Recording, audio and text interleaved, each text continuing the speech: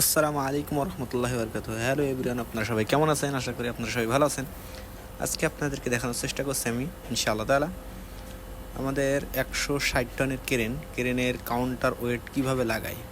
দেখতে পাচ্ছেন এই পুরোপুরি কাউন্টার ওয়েট নিয়ে বহন করতে পারে না ক্রেন অনেক সময়, তার কারণে কাউন্টার ওয়েট খুলে রাখা লাগে। দেখতে পাচ্ছেন কিভাবে আবার কাউন্টার ওয়েট উপরে সেটিং করা হয়। এটি মূলত লোহা ক্রেনের ভারসাম্য ঠিক রাখার জন্য। যদি এটি না লাগানো হয় ক্রেন কোনো মাল সামানা উঠাতে পারবে না। দেখলেন একটা আমেল আমাদের ছোট ভাই পড়ে যাচ্ছিল কাউন্টার ওয়েটটা বসাতে গিয়ে। আমি দূরবর্তী স্থান থেকে ভিডিও ধারণ করছি আর ভাইয়েরা কাউন্টার ওয়েট লাগাচ্ছে। দেখতে পাচ্ছেন কিভাবে কাউন্টার ওয়েট লাগানো হয়।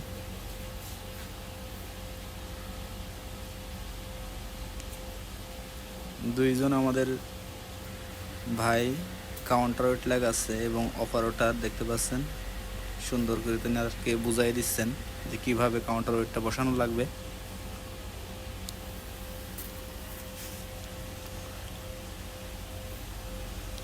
দেখলেন ওপরের সেকশনের কাউন্টার ওয়েটটা লেগে গেল।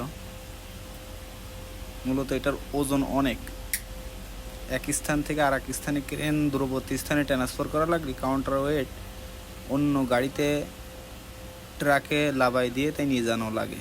যেহেতু এখানে রাস্তা ভালো, এই জন্য সব কাউন্টার ওয়েট বহন করতে পারে। এটি মূলত আপনার দেখানোর চেষ্টা করলাম। অন্য ভিডিওতে দেখা হবে। আসসালামু আলাইকুম রহমতুল্লাহ।